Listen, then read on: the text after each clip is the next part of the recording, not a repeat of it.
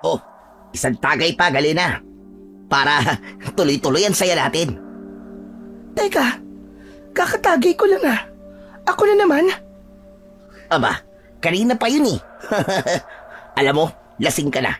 Hindi mo na alam ang ikot mo eh. Oh, ito. Kunin mo na. Huwag ka nang maarte. Inuuto mo akong hayop ka eh. Hindi pa ako lasing ah. Ito naman. Sige na, kunin mo na. Para sa akin to. Isang tagay lang. Ikaw talaga. Sige na nga. Isa na lang ha. Walang tagay ko na to. Inabot ko ang basong hawak ni Diego. Sabay tungga ng lamang alak. Kahit lasing na ako, ramdam ko pa rin ang init na gumuguhit sa aking lalamunan. Napatingin ako sa lalaking kainuman ko. Nakatitig sa akin ang namumungay niyang mga mata. Nang ibaba ko ang baso, nagpatuloy kami sa pagbibiruan. Pero ilang sandali lamang, naramdaman ko ang mainit niyang palad sa aking mga hita. Nagulat ako at di agad nakaimik. Dahil di ako nagsalita, nakita kong ngumisi siya. Sabay himas at bahagya pang itinaas ng kaunti ang suot kong palda. Doon ko palang naisip na binabastos na ako ng kainuman ko na si Diego. Diego, anong ginagawa mo? Tigilan mo nga yan. Huwag ka nang magalit. Ano bang masama sa ginagawa ko? Hinahawakan ko lang naman ang mga hita mo ah. Ang ganda kasi. Sabi ng tigilan mo yan eh. Wala kang karapatang hawakan ako. Sira ulo ka. Teka, ba't ka ba nagagalit? Close naman tayo, di ba? Close? Porkit close? Pwede mo na akong bastusin, ganun ba? Alisin mo na nga yung kamay mo sa hita ko. Babangasan kitang sira ulo ka eh. Ang damot mo naman. Himas lang naman eh. Hindi niya inalis ang kanyang kamay. Bagkus ay tinignan lang niya ako na para bang nang aasar. Sa inis ko, tinabig ko ang kamay niya sabay irap. Tumungga pa ako ulit ng alak. Pilit kong pinapakalma ang sarili ko. Pero imbis na mapahiya, tumawa lang siya na parang wala lang. Huwag ka na mag-inarte, Galina. Alam ko namang gusto mo din eh. Hindi ko gustong ginagawa mo, hayop ka. Kaya manahimik ka. Sus, kunwari ka pa. Huwag ka na magmaninis. Kung talagang matino ka, hindi ka iinom at makikipagtagayan sa mga lalaki. Huwag ka nang pa-inosente, Epek. Ano? Bastos ka! Binigyan ko siya ng isang sampal na malakas. Tumigil ang lahat ng tawanan sa paligid. Natigilan si Diego. Natigilan din yung mga kainuman namin. Lahat sila para bang hindi makapaniwala sa ginawa ko. Namula agad ang mukha niya dahil sa sampal na yon. Pero halata ko na mas nasaktan ang pride niya kesa sa pananakit ko sa kanya. Ayaw mo nang binabastos? Bakit sumasama ka sa amin? Di ba? Kaya ka nga nakikipag-inuman ay para... Huwag ka nang maarte. Ang totoo niyan, gusto mo magpadilig ngayong gabi, di ba? Natigilan ako sa sinabi niya. Wala akong naging reaksyon, kundi ang mapatanga at mapatitig sa kanya. Mapanukso ang mga tingin niya sa akin. Nakita kong lumingon siya sa mga kainuman namin. Ni isa sa kanila wala ding umimik. Lahat sila ay nagkibit balikat lang na para bang normal lang sa kanila ang ginagawa ng bastos na si Diego. Sira ulo kang hayop ka, Diego. Hindi yun ang dahilan kung bakit ako nakikipag-inuman sa inyo. Sus, huwag ka na nga magpalusot. Alam kong hinahanap mo yung ganito. Di ba? Matagal nang wala si Lando. Pumayag ka na. Isang gabi lang naman, Galine. Mabilis lang to. Masosolve ka sa akin. Promise. Dadaling kita sa langit. Doon na talaga ako nagalit. Bigla akong tumayo at ibinuwal ang mesa namin. Natapon ang mga alak sa sahig. Panay ang mura ko sa kanya at halos gusto ko na siyang suntukin.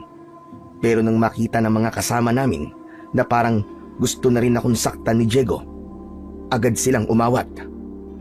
Oo, lasing ako, pero hindi ako pokpok. Tahimik ang paligid. Dahan-dahan kong nilapitan si Diego at tinitigan siya ng matalim. Alam mo, Diego, mag-iingat ka. Hindi mo alam kung sino ang binabastos mong hayop ka. Ha? Tinatakot mo ba ako, Hagalina? Hindi kita tinatakot. Binabalaan lang kita. Hindi mo ako kilala. At hindi mo alam kung sinong pwedeng magtanggol sa akin. Kapag nalaman niya to, sigurado akong hindi ka na makakapambastos pa ng babae kahit kailan. Sira ulo! Hindi ako natatakot sa sinasabi mo. Bahala ka. Pero kung sakaling may mangyari sa'yo, walang sisihan ha. Wala akong kasalanan. Tumalikod na ako at naglakad palayo sa kanila. Wala man lang isa sa kanila ang nagmalasakit na samahan ako pauwi. Lahat sila nakatingin lang sa akin at may ilan pang nakangisi na parabang ako ang may kasalanan sa nangyaring yun. Binaliwala ko na lang yun at nagpatuloy na ako sa paglalakad. Pero dahil sa sobrang inis ko, hindi ko maiwasang magsalita habang naglalakad. At dahil sa tama ng alak, hindi ko na makontrol ang emosyon ko. Mga walang kwentang nilalang. Akala mo kung sino mga gwapo? Pwe, akala nyo, madadali nyo ako? Wag ako, mga chong. Solido. Hindi nyo ako mauuto. Mga siraulo kayo, mga ulol. Lasing na talaga ako noon. Umiikot na ang paligid sa paningin ko. Pero tuloy pa rin ako sa kakadaldal. Naglakad ako sa kalsada, pasuray-suray. Bigla akong ilan at napatingin sa unahan. Madilim doon kasi patay ang mga ilaw sa poste. Napansin kong parang may gumalaw sa likod ng puno. Sinong nandyan? Akala mo, matatakotin ako? Lasing ako, oo, pero hindi ako tuwag. Walang sumagot sa akin. Ilang segundo pa, napailing na lang ako at nagpatuloy sa paglalakad. Mga walang modo, mga bastos, mga pangit. Paglapit ko sa mga bahay, napansin kong may mga nagsindi ng ilaw at nagbukas ng bintana. Lahat sila tinitignan ako. O ano? Anong tinitingin-tingin niyo sa akin, ha? Ngayon lang ba kayo nakakita ng magandang laseng? Biglang may sumigaw na babae, si Aling Marites, na lumabas pa ng bahay niya. Nakapamewang pa siya habang tinitignan ako. Hoy, Galeda! 2:00 na madaling araw, ba? Nakainom ka na naman. Ah, bakit? Inggit ka? Anong inggit na sinasabi mo? Diyos ko, babae ka. Bakit naman ako maiinggit sa'yo? Alam mo, mabuti pa. Matulog ka na. Eh kung ayoko pa? Anong ayaw mo pa? Pambihira. Umuwi ka na ka. Kanina pa naghihintay ang tatay mo sa'yo. Nako, mamamatay ang tatay mo dahil sa konsumisyon. Eh ano bang pakialam mo? Wala kang ambag sa buhay ko, kaya wag kang pakialamera. At wag kang manita. Paano hindi kita sisitahin? Ang ingay-ingay mo. Halos lahat ng tao dito naistorbo mo na. Hindi ka ba nahihiya niyan? Aba, bakit naman ako mahihiya? Wala naman akong masamang ginagawa. Kung naiingayan ka sa akin, wag kang makinig. Isarado mo yung tenga mo, Marites. Abat, sumasagot pa tong bastos na babae ito. Hindi mo ba alam na buong barangay ay napagkikismisan ka na? Kung hindi lang dahil sa tatay mo, matagal ka nang pinalayas dito. Wala akong pakialam sa inyo. Magkismisan kayo hanggat gusto nyo. Kaya ako, wag nyo din akong pakikialaman. Dito na nga lang ako nagiging masaya. Pinapakialaman mo pa? Masaya? Masaya ka pa sa lagay na yan na nag-ieskandalo ka kapag nalalasing. Hindi ka ba nahihiya sa mga tao dito Kababaeng tao mo pa naman. Ano bang problema mo sa pagiging babae ko? Babae ka. Hindi dapat ganyan ang inaasta mo. Eh ano naman kung babae ako? Hindi ba pwedeng uminom ang babae? Bakit? Pag yung anak mo si Diego ang naglalasing at nagwawala, hindi mo naman pinakikialaman ng ganyan ah. Aba, at bakit naman nasali ang anak ko sa usapan na ito? At saka Galena, lalaki yon. Natural lang na hindi yung kagaya mo. Kababaeng tao wala si Gera, nakikipag-inuman sa mga lalaki. Alam ko na kung saan nagmana ang anak mo. Sa'yo. Parehas kayong matabil at madumi ang dila. Sabihin mo nga sa akin, Aling Marites. Pati ba, kamanya ka ng anak mo? Minana din niya sa'yo? Ano ka mo? Oh, gulat ka no? Alam mo ba kung bakit ako daldal ng daldal dito? Kasi nga, dun sa umpukan namin kanina, minanyak ako ng magaling mong bastos na anak. Huwag kang gumagawa ng kwento, ha? Bakit naman ako gagawa ng kwento? Wala naman akong balak na agawin ng korona mo bilang numero unong tagagawa ng kwento dito sa baryo natin. Kung totoo man, na minanyak ka, kasalanan mo rin yon. Baka nga ikaw pa nagbigay ng motibo. Tignan mo nga yung ayos mo. Ang ikli-ikli ng palda mo. Tapos, pare-pareho pa kayong lasing. Aba, kahit sino naman lalaki, Galena, bibigay talaga. At talagang ipinagtanggol mo pa ang siraulo mong anak. Aba, natural. Anak ko yun eh. Lumayas ka na nga. Anak ng tupa, oo. Eh kung ayoko, mabuti pa lumabas ka dito. Gusto mo? Sampaling kitang bruwa ka? Aba, bastos tong batang ito ah. Ang kapal na buka mo. Pinagsasabihan ka na maayos, ganyan ka pa. Che, pakialamera ka talaga. Pakalayas na nga dito. Yan, ganyan. Lumayas ka na dito. At sa susunod, huwag ka nang dadaan dito. Kapag inulit mo pa to, magpapatawag na kami ng tanod para damputin ka. Eh di tumawag ka. Bakit akala mo ba? Natatakot ako sa tanod? Aba talagang, hinahabon mo ba ako? Oo, hinahamon kita. Halika, lumabas ka rito. Ay, wag na. Hindi kita papatulan. At hindi kita kalibel. Anong hindi kalibel ang pinagsasabi mo? Ang sabi ko, hindi ko papatulan yung sama ng ugali mo. Wala kang respeto. Maski yata sa sarili mo, hindi mo na alam galangin. Pwe! Matagal na hong nawala yun sa buhay ko. Kaya wag niyo na akong pakialaman pa. Dahil hindi mo alam kung gaano kasakit mabuhay na wala ka ng pinaniniwalaang mabuti. Natigilan si Aling Marites sa sinabi ko. Tahimik siyang pumasok muli ng kanilang bahay at isinara na ang mga pinto at bintana. Ako naman ay naglakad na din palayo. Tahimik ang kalsada, pero ang ingay sa loob ng isip ko ay tila nagsisiksikan. Yung mga ilaw ng poste, nagmumukang mga bilog na gumagalaw sa harap ko.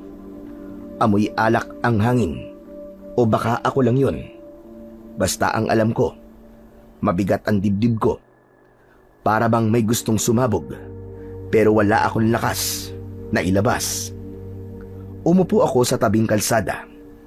Malamig ang semento sa ilalim ko. Pero hindi ko na alintana. Ang mga lamok nagsisimula ng mga gat, pero wala na rin akong pakialam. Nailing ako habang hawak pa rin sa kamay ko ang isang bote ng alak. May konting laman pa. Tinungga ko na rin nang walang pakundangan. Nalasahan ko ang pait, pero ayos lang. Mas gusto ko yung ganitong pait. Yung ganitong sakit. Hindi tulad ng sakit na pinagdadaanan ko sa aking buhay. Pagkaubos ko ng laman, binitiwan ko na ang bote. Gumulong yun sa kalsada. Tumama sa bato at huminto sa tabi ng kanal. Pinanood ko lang habang umiikot-ikot hanggang sa tuluyang tumigil. Yan. Ganyan ako. Paikot-ikot. Tapos, biglang hihinto. Walang direksyon. Anak ng putya naman oo. Bakit ganun? Lahat sila may sinasabi. Pero wala naman talagang nakakaintindi sa akin. Hinaplos ko ang tuod ko. Nanginginig. Hindi ko alam kung sa alak o sa hiya. Pero totoo, nakakahiya nga. Nakakahiya ang lahat ng mga ginagawa ko. Pero wala naman akong magawa dahil wala naman ibang makikinig sa akin. Napatingala ako sa langit. Madilim at walang bituin. Makauwi na nga lang at makatulog. Kung gigising pa ako edi ayos. Pero kung hindi na, edi wag. Hay nako, pesteng buhay to. Tumayo ako ng dahan-dahan at habang naglalakad ako papunta sa dulo ng kalsada, narinig kong may humintong motor sa tabi ko. Miss, mukhang napasobra ka. Ayos ka lang ba? Napahinto ako. Lumingon ako sa kanya at sinipat siya mula ulo hanggang paa. Medyo matangkad, maputi at mukhang bagong gupit. Magandang lalaki siya. Pero agad akong nairita. Ano bang pakialam mo? Concern lang naman. Baka mapahamak ka eh. Madaling araw no, tapos madilim. Tapos nag-iisa ka pa. Wag mo nga akong pinakikialaman. Ano ka ba, pulis? Ang lakas ng loob mo. Hindi naman kita kilala. Tahimik lang siya habang tinitignan ko ng masama. Teka, ano bang pangalan mo ha? Sino ka ba? Hindi kita kilala. Bago ka ba dito? Hindi mo na kailangan malaman. Basta, gusto ko lang siguraduhin na makakauwi ka ng maayos. Halika, sumakay ka na sa motor ko. Ihahatid kita sa inyo. Ba't ang kapal ng mukha mo Hindi nga kita kilala Ba't ako sasama sa'yo? Sino ka ba ha? Wala akong masamang iniisip sa'yo, miss. Ihahatid lang kita sa inyo. Ituro mo sa akin kung saan ka uuwi. Ayoko! Huwag mo akong pilitin. Gusto mo yata ng away Sige, suntukan tayo dito. Hindi ako makikipagsuntukan sa isang babae. Hindi rin kita papatulan kasi lasing ka. Lasing? Oo, lasing ako. Bakit? So what? Bawal ba malasing ha? Hindi naman masama ang uminom. Pero yung ganitong ginagawa mo, nakakahiya. Hindi lang para sa'yo, kundi pati na rin sa mga taong nagmamalasakit sa'yo. Walang nagmamalasakit sa akin. Kung meron man, matagal na siyang wala. Ako, baka pwede akong magmalasakit sa'yo. Natigilan ako. Tumingin ako sa kanya. Sabay iling. Ipinagpatuloy ko ang aking paglalakad palayo sa lalaking yon. Pero hindi pa man ako tuluyang nakakalayo, ay narinig ko ang tunog ng motor niya. Sinundan niya ako. Miss, saan ka ba nakatira? Doon, malapit na. Kaya wag mo na akong iatid. Sigurado ka ba? Oo nga. Okay, pero titignan pa rin kita hanggang sa makapasok ka sa bahay nyo. Bahala ka. Ang kulit mo. Naglakad ako papunta sa skinita. Pasuray-suray pa rin. Pero nagpipilit na wag matumba. Pagdating ko sa may bakod namin, lumingon ako ulit. Naroon pa rin ang lalaki. Nakasakay sa kanyang motor at nakatingin sa akin. Sira ulo. Umiling ako at huminga ng malalim. Inabot ko ang kandado ng gate namin at marahang binuksan yun para hindi ito tumunog. Dahan-dahan kong isinara ulit. Ilang segundo pa bago ako tuluyang pumasok. Maingat kong tinanggal ang tsinelas ko bago ako pumasok sa loob ng bahay. Madilim sa sala. Nasa silid na ang tatay ko. Marahil ay tulog na. Ayoko siyang magising. Ayokong marinig ang paulit-ulit niyang sermon tungkol sa pag-inom ko. Tahimik kong binuksan ang pintuan ng kwarto ko Isinara ko na kagad ang pinto at marahan kong kinuha ang kumot, sabay bagsak sa kama. Habang nakahiga, naramdaman ko ang hilo, pero higit pa roon ay bigla kong naramdaman ang lungkot na matagal ko nang tinatago. 2 taon na rin mula nang mawala si nanay. Hanggang ngayon ay ramdam ko pa rin kung gaano katahimik ang bahay namin simula nang nawala siya. Si tatay lang at ako. Pinilit kong ipikit ang mga mata ko. Pero bago ko tuluyang dalawin ng antok, sumagi sa isip ko ang itsura ng lalaki habang nakatingin sa akin na para bang may pakialam talaga siya sa akin. Napangiti ako ng bagya. Pagkatapos nun, tuluyan na akong pumikit. Sa unang pagkakataon, kahit lasing, parang gumaan ng koonti ang pakiramdam ko. Ngunit hindi pa man nagtatagal ay bigla akong nagising. Pero wala ako sa kwarto ko. Nakahiga ako sa isang malaking itim na bato. May mga nakapalibot sa akin na mga taong nakasuot ng balabal na itim. Nakatakip ang kanilang mga muka. Babangon sana ako pero hindi ko magawa dahil nakatali ang aking mga kamay at paa. Hindi ako makagalaw. Ano to? Nasaan ako? Ano nangyayari? Walang sumagot. Narinig kong nagsasalita ang mga tao. Sabay-sabay sila. Para silang kumakanta. Pero hindi ko maintindihan. Sino kayo, ha? Bakit niyo ako itinali? Pakawalan niyo ako rito! Ilang sandali pa ay biglang may lumapit. Mas mataas siya kesa sa iba. Pareho din ang suot, itim na balabal pero may pulang guhit sa dibdib. Huminto siya sa tapat ko. Hindi ko makita ang mukha niya dahil natatakpan ng hood. Nang yumuko siya, napansin kong parang pamilyar ang kanyang mga mata. Sino ka? Hindi siya sumagot. Sa halip, dahan-dahan niyang ibinaba ang kanyang hood. Napasinghap ako. Lando? Mismo ko, no? Lando, anong ginagawa mo? Pakawalan mo ako dito! Ngunit imbis na pakawalan niya ako, inilapit niya sa akin ang kanyang muka. Wag! Bigla niya akong hinalikan. Mabilis, marahas. Nanlaki ang mga mata ko. Tinangka kong umiwas pero wala akong magawa. Naramdaman ko ang mainit na hininga niya. Kasunod nun, parang may apoy na pumasok sa bibig ko.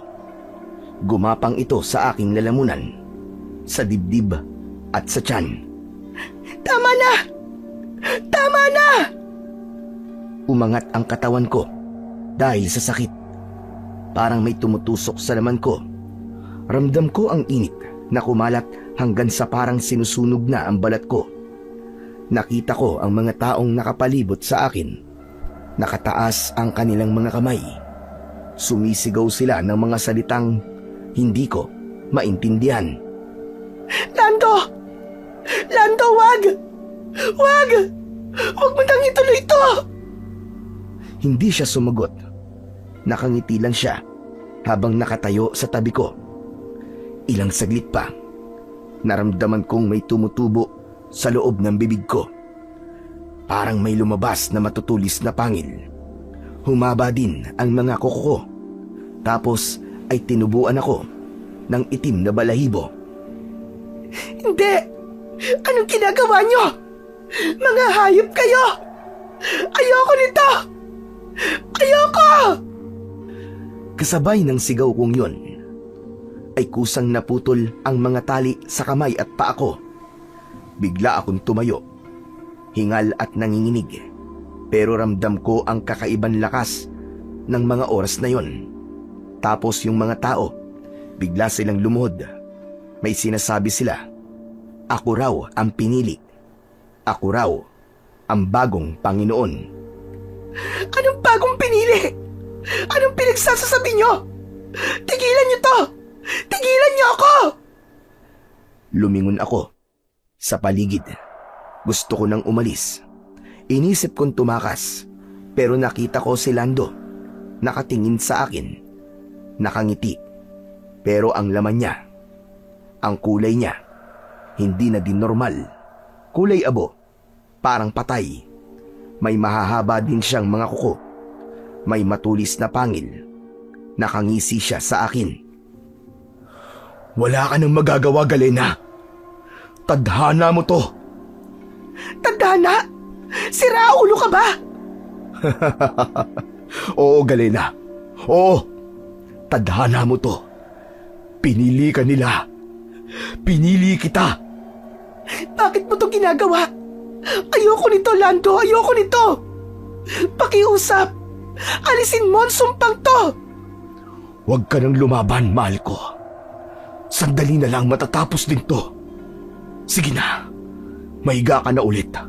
At tatapusin na namin ang ritual na makakapagpalakas sa iyong kapangyarihan. Please, tama na to, Lando. Natatakot na ako.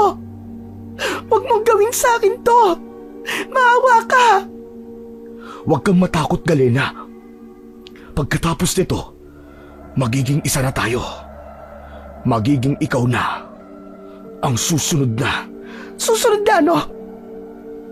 Alam mo kung ano man yan. Hindi yan ang kailangan ko. Alam mo yan.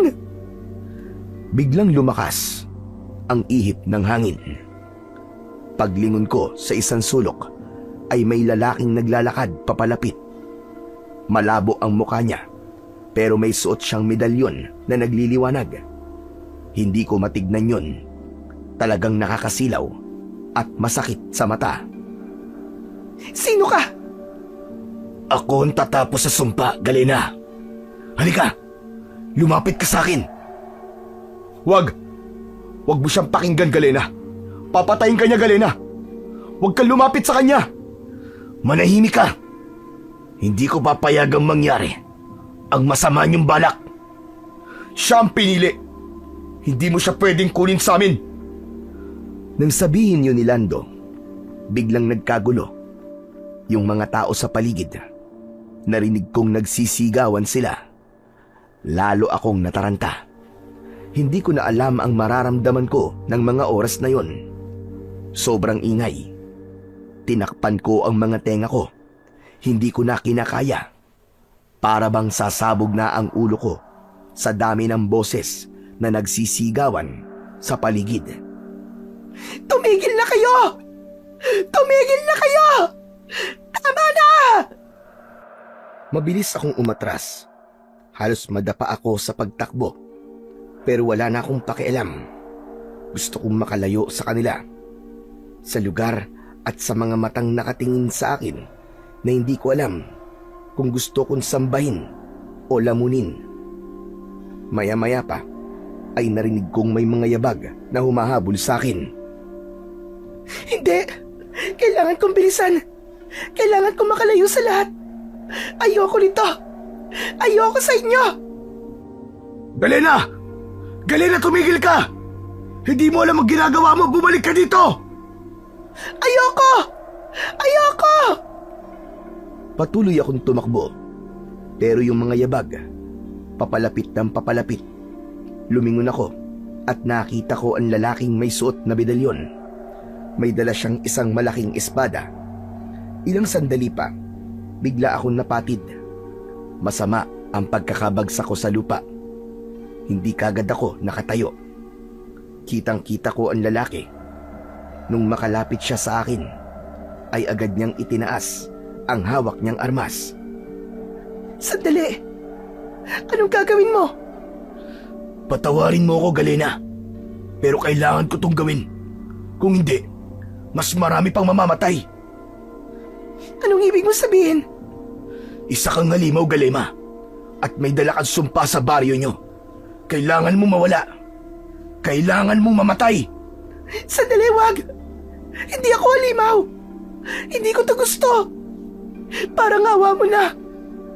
Huwag mo akong saktan! Hindi ko din to gusto, Galena. Pero nandyan na yan. Hindi na mababawi. Pakiusap! Wag! Maawa ka! Walang isang kisap mata. Bigla niyang iwinasiwas ang dala niyang espada. Naramdaman ko sa aking leeg ang matalas at malamig na bakal. Sa pagkakataong yun, ay para bang bumagal ang oras. Agad na bumulwak ang dugo mula sa aking leeg. Nahulog ang ulo ko sa lupa at nagpagulong-gulong.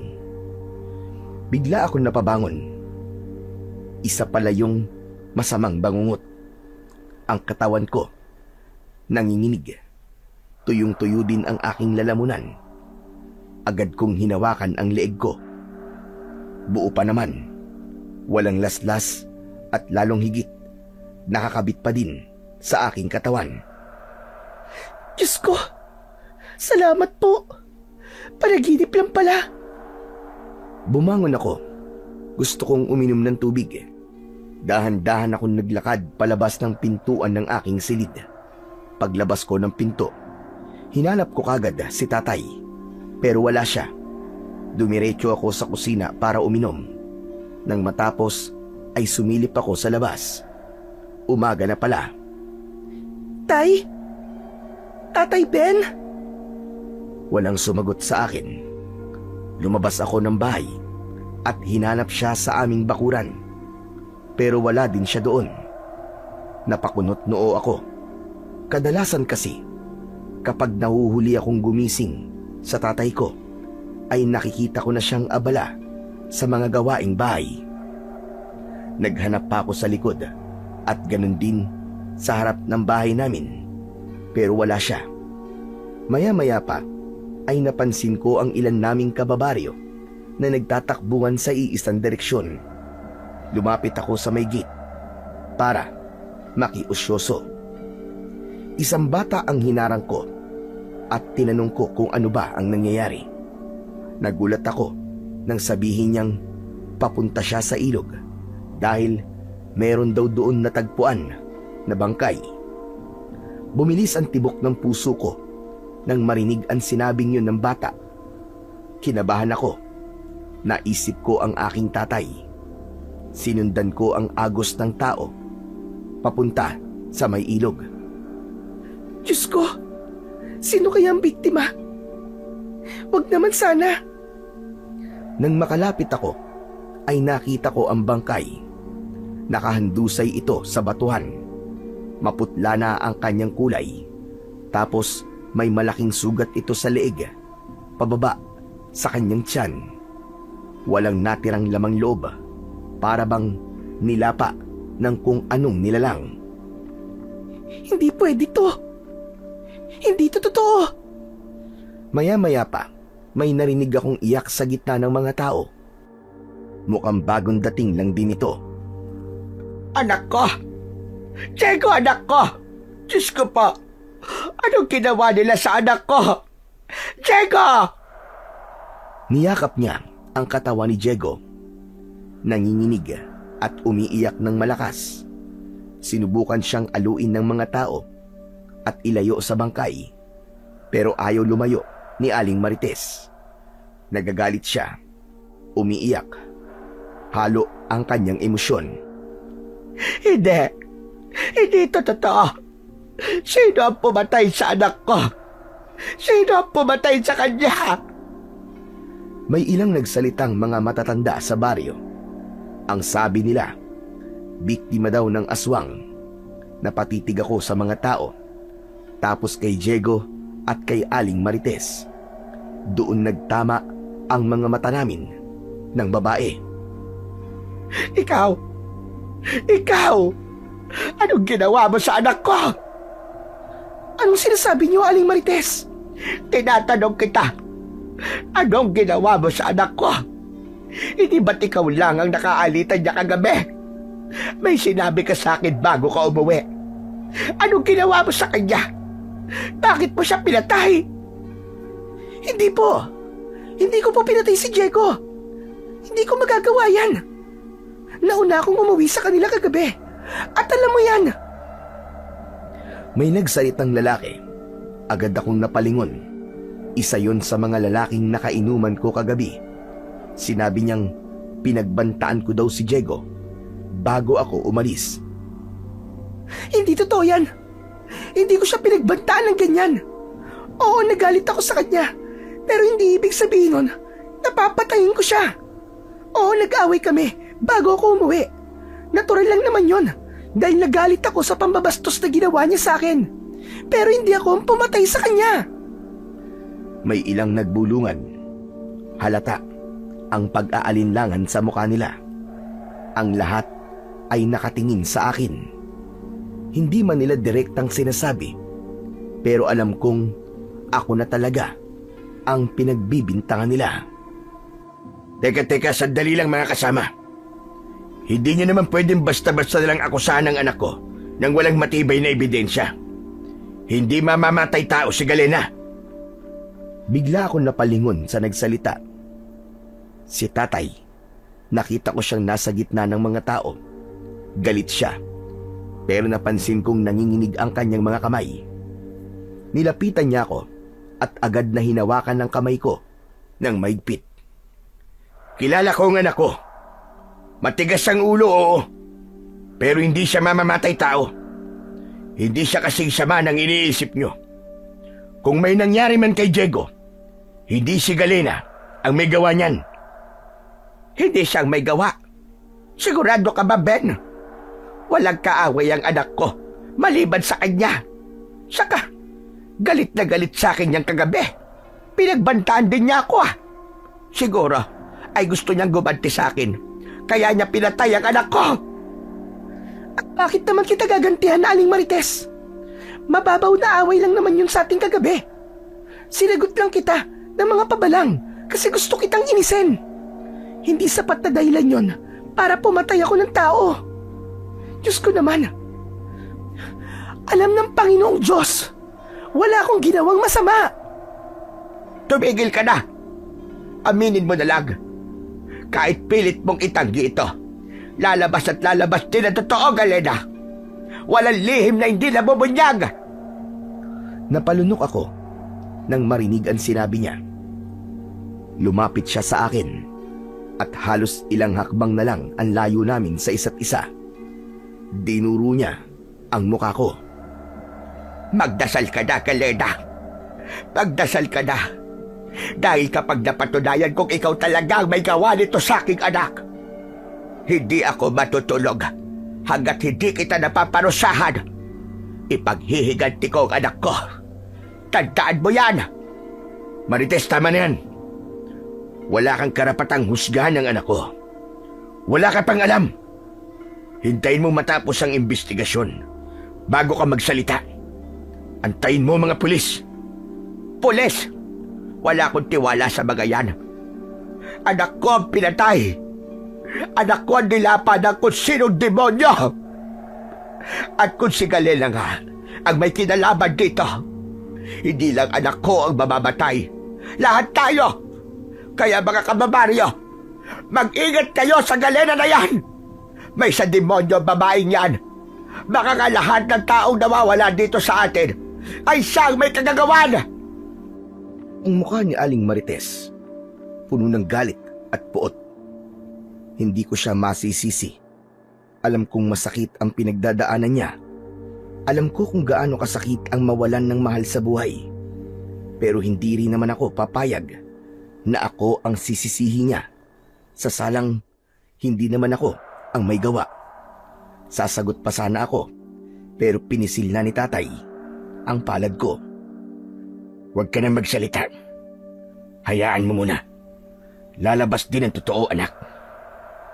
Tumango ako. Tama si tatay. Alam kong kahit anong gawin kong paliwanag, ay hindi na makikinig sa akin si Aling Marites. At yung mga tao, lahat sila nakatingin sa akin. Ang paraan ng tingin nila sa akin, pakiramdam ko, ako ang sinisisi nila. Pagkatapos nun, ay hinila na ako ni tatay palayo sa lugar na yon. Tahimik kaming naglakad. Wala ni isa sa amin ang nagsalita. Pagdating namin sa bahay, agad kong sinara ang pinto. Galena, siya kagaling kagabi. Totoo bang nakipag-inuman ka na naman? Opo, Kainuman ko po ang grupo ni Diego kagabi. Alam mo ba kung anong pinasok mong gulo, Galena? Paulit-ulit na lang to. Hindi ka pa ba natututo? Alam mong hindi maganda ang ginagawa mo, di ba? Tay, gusto ko lang naman pong makalimot kahit sandali. Makalimot? Sa anong paraan? Nakikipag-inuman ka sa mga lalaki? Pasensya na po, Tay. Pasensya. Sa tingin mo, sapat na yan para maayos ang gulong to, Galena? Sabihin mo nga sa akin ang totoo. Ikaw ba ang pumatay kay Diego? Tay, hindi. Pati ba naman kayo? Hindi ko ginustong nangyari kay Diego. Umuwi ako. Bago pa man yun. Bago pa man may mangyari sa kanyang masama. Sigurado ka? Anong oras kang umuwi kagabi? 2:00 po. Pag uwi ko, dumiretso naman po ako dito sa kwarto eh. Wala akong ibang ginawa kundi ang matulog. 2:00. Sigurado kang 2:00? Gising pa ako nung, Galena. Imposibleng hindi kita maramdaman. Nag-iingat po akong pumasok, Tay. Hindi ko na po kayo inistorbo. Kasi alam kong nagpapahinga na po kayo. Magaling kang magpalusot, ha? Sige. Sana nga, anak. Sana wala ka talagang kinalaman sa nangyari sa anak ni Marites. Dahil kapag may kinalaman ka nga, hindi ko alam kung paano pa kita ipagtatanggol. Hindi ako pwedeng magsinungaling para lang iligtas ka at pagtakpan. Tay, wala akong kasalanan. Hindi ako ang pumatay sa kanya. Hindi ko siya pinatay. Sana nga, anak. Pero alam kong hindi titigil si Marites na idawit ka dito. Kilala ko ang tabil ng dila nun. Hindi siya paaawat, anak. Kung sana man lang kasi, hindi ka na sumama sa mga yun eh. Di sana, wala ka sa ganitong sitwasyon. Pero Tay, hindi ko nga kasalanan. Hindi ko rin ginusto itong mangyari. Alam ko. Pero hindi sapat na ganyan lang ang sabihin mo. Ngayon, mainit na ang tingin ng tao sa'yo. Lahat sila hinihuhusgahan ka na. Magbago ka na, Galena. Dahil kung hindi, baka sa susunod, hindi dalang salita ang ipupukol sa'yo. Baka bato na. Natahimik ako sa sinabing yun ni tatay. Madaling isipin ang bagay na yun na magbago pero mahirap gawin. Anak, ilang beses na kitang pinagsabihan. Hindi masamang uminom paminsan-minsan. Pero yung halos gabi-gabi ka na lang dyan sa labas at nakikipag-inuman kung kani-kanino, aba hindi normal yun. Maliit lang ang baryo natin. Lahat ng galaw mo, pinag-uusapan. Alam ko naman yun, Tay. At wala naman akong pakialam kung pagchismisan nila ako eh. Okay lang sa'yo? Paano naman ako? Ako ang nakakahiya, anak. Alam mo ba kung ano sila sabi nila? Hindi raw ako marunong dumisiplina ng anak. Wala raw akong kwentang ama. Tay, hindi ko sinasadyang mapahiya kayo. Hindi mo sinadya, pero paulit-ulit mong ginagawa. Galena, kung buhay pa ang nanay mo, siguradong masasaktan yun sa mga pinaggagawa mo. Tama na po. Tama na, Tay. Gusto mo akong tumigil? Sige, titigil ako. Pero huwag ka na rin uminom ng alak. Huwag ka na rin munang lalabas. Kung gusto mong manahimik ang buhay mo, dito ka lang sa loob ng bahay. Tama na ang gulo, Galena. Ayoko na. Naiintindihan mo ba? Opo, Tay. Mabuti. Itong tatandaan mo. Kapag nakarinig pa ulit ako ng reklamo tungkol sa'yo, hindi na kita ipagtatanggol. Bahala ka na sa buhay mo. Pagkatapos sabihin yon, ay lumabas na si tatay. Dumiretso ito sa likod ng bahay. Marahil ay haharapin na nito ang mga inaalagaan niyang mga gulay. May maliit na gulayan kasi siya sa likod. Doon siya nagpapalipas ng oras kapag may hindi kami pagkakaunawaan. Naiwan ako sa loob ng bahay sa may sala. Umupo ako sa isang lumang silya. Doon ko sinimulang alalahanin ang mga nangyari kagabi. Pero kahit anong isip ang gawin ko, wala akong maalalang masamang ginawa ko. Hindi ko naman talaga siya pinatay eh. Bakit ganun? Bakit ang dali para sa kanilang husgahan ako? Mukha ba akong aswang? Hindi naman ako aswang ah. Pero, hindi nga ba? Bigla kong naalala ang panaginip ko kagabi. Bigla akong kinilabutan nang maalala ko ang naging anyo ko sa panaginip. Isang nilalang na may mga pangil, may mahahabang kuko at balot ng itim na balahibo. Bigla ako napaisip ng negatibo. Pero bigla ko din yung binawi at sinabi sa sarili ko na hindi talaga ako ang pumatay kay Diego. Tumayo ako at lumapit sa bintana. Nagkakagulo pa din ang mga tao sa kalsada. May ilan na nag-uusap tungkol sa nangyaring pagpatay kay Diego. Naririnig ko pa ang ilan sa kanila na nagsasabing halimaw daw talaga ang may gawa nun at hindi tao. Hindi ko na lang sila pinansin. Baka kung ano pa ang isipin nila kapag nakita nilang nakikinig ako. Ibinaling ko sa iba ang aking tingin. Tapos may narinig akong tunog ng motor na huminto sa tapat ng bahay. Mabilis kong nilingon ang gate. Sa una ay hindi ko pa makilala kung sino yun. Pero nang tumigil ang motor, agad kong nakilala ang lalaki. Siya yung nag-alok kagabi na ihatid ako pauwi. Natuwa ako. Naisip kong pwede niyang patunayan ang alibay ko na nakauwi ako bago pa man may mangyaring masama kay Diego. Siya ang makapagpapatunay. Agad akong lumabas ng pintuan at tumakbo sa harap. Pero pinaandar na niya ang motor niya, sabay alis. Hoy! Sandali lang! Mag-uusap tayo! Sandali! Pero itinuloy pa rin niya ang pag-alis. Naiwan akong tulala sa harap ng gate namin. Nagsasalitang mag-isa. Bakit siya umalis? Ayaw niya akong kausapin? Bumalik na ako sa loob ng bahay. Wala pa doon si tatay. Marahil ay nasa likod pa rin siya sa gulayan. Umupo ako sa upuan at napayuko. Hindi ko na alam ang gagawin ko. Maya-maya pa ay bigla akong napatingin sa labas nang marinig kong may humintong sasakyan. Ilang sandali pa ay bumungad na ang dalawang nakaunipormeng pulis. Kinabahan ako. Alam kong itinuro na ako ng mga kasama ko sa inuman o kaya naman ay ni Aling Marites. Magandang umaga po. Ikaw ba si Galena? Tumango ako at tumayo kahit nanginginig ang mga tuhod ko. Sinalubong ko sila sa may pinto at pinapasok. Nakita ko si tatay, nakasunod sa mga pulis. Umupo sila sa sala habang ako ay tumayo sa may gilid. Hindi mapakali. Kilala mo si Diego Panganiban? Opo, magkakilala po kami. May nakapagsabi sa amin na magkasama raw kayo kagabi bago siya matagpo ang patay sa may ilog. Opo, totoo po yun. Nakipag-inuman po ako sa kanila kagabi. May mga kasama kami, officer. Pero, nauna na po ako sa kanila. Hindi ko alam na may masamang mangyayari sa kanya. Ilang oras kayo nag-inuman? Hindi ko po sure eh. Pero 2:00 po nang nakauwi ako. Nainis na ako nun kasi lasing na po si Diego. Kung ano-ano pong sinasabi sa akin at ginagawa.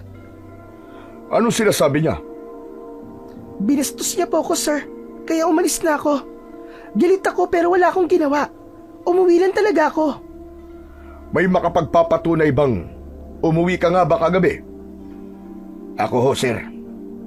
Pinagbuksan ko ho siya ng pinto kagabi. Bigla ako napatingin kay tatay. Hindi ko inaasahan na magsisinungaling siya. Taliwas sa sinabi niya kaninang pababayaan na niya ako at bahala na ako sa buhay ko. Tinignan siya ng mga pulis. Parang sinusuri kung nagsasabi ito ng totoo o kung walang itinatago. Wala ho akong masamang ginawa sa kanya, sir. Pagdating ko dito sa bahay, diretso na po ako natulog. Pero, alam mo ba sabi ng mga kainuman mo ay sinundan ka ni Diego kagabi? Hindi ka ba niya naabutan? Hindi ba kayo nagkita? Hindi niya po ako sinundan, sir. Naiwan siya. Kanino galing yung kwentong yan? Yun ang sabi ng mga kainuman niyo kagabi. Kung totoo man yan, hindi ko alam na sumunod siya. Hindi talaga, sir, maniwala kayo. Baka naman hindi mo lang maalala kasi lasing ka. Kahit lasing ako, sir, alam ko po ang ginagawa ko. Sir, tanda ko lahat ng mga nangyari. Saka, bakit ba akong tinatanong nyo? Ako ba ang suspect? Sa tingin nyo, magagawa kong patayin si Diego sa karumal-dumal na paraan? May mga ebidensya na kaming nakuha sa lugar na pinangyarihan ng krimen. Kung ikaw ay may gawa, umamin ka na habang maaga pa. Wala akong aaminin, sir. Mag-imbestiga kayo ng mabuti para mahuli ninyo ang tunay na salarin. Sige ho. Kung wala pa kayong maalala ngayon, ayos lang. Ipapatawag ka na lang namin ulit kapag kailangan. Makipagtulungan ka sana, Galena. Asahan niyo po, sir. Malinis naman po talaga ang konsensya ko. At gusto ko rin po mabigyan ng hustisya si Diego kahit hindi siya naging mabuti sa akin. Tumango ang pulis na kausap ko. Maya-maya pa ay tumayo na silang dalawa at nagpaalam. Nang makaalis na ang dalawang pulis, nakita ko si tatay, nakatitig ng masama sa akin. O ano? Kita mo na? Ano, masaya ka ba? Uminom ka ulit mamayang gabi, sige! Hindi na kita pipigilan. Magpakalango ka! Tay, Nilapitan ko si tatay at mabilis na niyakap. Pinatunayan niya ang aking alibay na umuwi nga ako ng normal kagabi. Pero kahit ganun ay ramdam ko pa rin ang panlalamig niya. Hindi niya ako niyakap pabalik. tay, salamat. Hindi mo kailangan magpasalamat. Ang gusto ko lang, anak, ay tumino ka. Tigilan mo na yung bisyo mo na yan. Wala namang magandang maidudulot yan sa'yo eh. Hindi ako nakasagot. Nakatungo lang ako habang nakayakap pa rin sa kanya. Alam kong nasaktan ko na naman siya. Patawad po, tay. Hindi ko naman po ito ginusto. Eh sino ba ang may gusto niyan? Hindi ka naman kasi marunong makinig eh. Kung nakinig ka sa akin nun, hindi ka sana nadadamay sa gulo. Umatras siya ng dahan-dahan sabay iling. Kita ko sa mukha niya ang labis na pagkadismaya at pagod. Yung uri ng pagod na hindi lang dahil sa mga trabaho niya, kundi dahil sa pagpapalaki niya ng isang anak na palaging pasaway. Tay, maniwala po kayo sa akin. Kahit naman po ganito ako, hindi ako ang pumatay kay Diego. Sana nga, anak. Sana nga. Pero paano mo makukumbinsi ngayon ng mga tao na wala kang ang kasalanan? Lalo na si Marites. Sigurado kong hindi ka titigilan nun. Pagkasabi nun, kinuha niya ang sombrero sa mesa at lumabas ng bahay. Naiwan akong mag-isa sa sala, nakatitig sa pinto. Hindi ko alam kung maiiyak pa ako o magagalit. Sa labas, narinig kong nag-uusap ang mga tao. May mga babae na panaypaan silip sa loob ng bahay namin. Pinag-uusapan nila ako. At ako talaga ang pinaghihinalaan nila. At yun ang pinakamasakit. Hindi ko alam kung paano ko pa mapapatunayan na hindi ako ang may sala. Pinikit ko ang mga mata ko at huminga ng malalim. Gusto kong sumigaw. Gusto kong sabihin sa kanila na mali sila. Pero alam kong kahit anong sabihin ko, hindi nila pakikinggan. Lumapit ako sa bintana, sa kabila ng takot at kahihiyan. Bigla kong naalala ulit yung lalaki na naghatid o sumunod sa akin kagabi. Kung sakaling makita ko siya ulit, baka siya lang ang tanging makapagpapatunay na nagsasabi ako ng totoo. Siya lang ang pwedeng magligtas sa akin sa lahat ng ito. Sana bumalik ka. At sana, tulungan mo ko. Ilang minuto ang nakaraan. Matapos umalis ang mga pulis, biglang may malakas na sigaw akong narinig mula sa labas ng bahay. pagdungaw ko sa bintana, si Aling Marites pala. Galit na galit siyang sumugod. Lumabas ka dyan, Galena! Mag-uusap tayo dalawa! Aling Marites, wala naman po tayong dapat pag-usapan eh. Hindi ako ang pumatay sa anak nyo. Kaya wag nyo akong paginitan. Sinungaling ka! Hindi lahat maloloko mo, Galena. Alam ko may tinatago kang kababalaghan. Sisirain ko ang buhay mo. Sinusumpa ko. Tama na ho. Wala naman kayong ebidensya para pagbintangan nyo ako. Huwag nyo akong isumpa ng ganyan. Wala pa siya ngayon. Pero kapag napatunayan ko may kinalaman ka sa pagkamatay ni Diego, ako mismo magpapabarang sa'yo! Nagkagulo sa labas. Yung mga kapitbahay at kababaryo naming chismosa nagsilapitan sa amin. Tama na po. Wala akong kasalanan. Hindi ko siya pinatay. Sinubukan kong magpaliwanag, pero lalo lamang siyang nagalit. Hindi mo ako maloloko. Hindi mo ako mapapaniwala sa mga kasinungalingan mo na yan. Hayop ka, Galena. Lintik lang ang walang ganti. Hindi ko na alam kung ano ang isasagot ko. Parang gusto ko nalang lumubog sa hiya at takot habang patuloy siyang nagwawala. Hindi ako lumabas ng bahay. Pinilit kong pakalmahin ang sarili ko para hindi ko mapatulan ang matanda. Alam ko ang sakit na nararamdaman niya. Kaya naman, pinilit ko ang sarili kong unawain na lang ang lahat.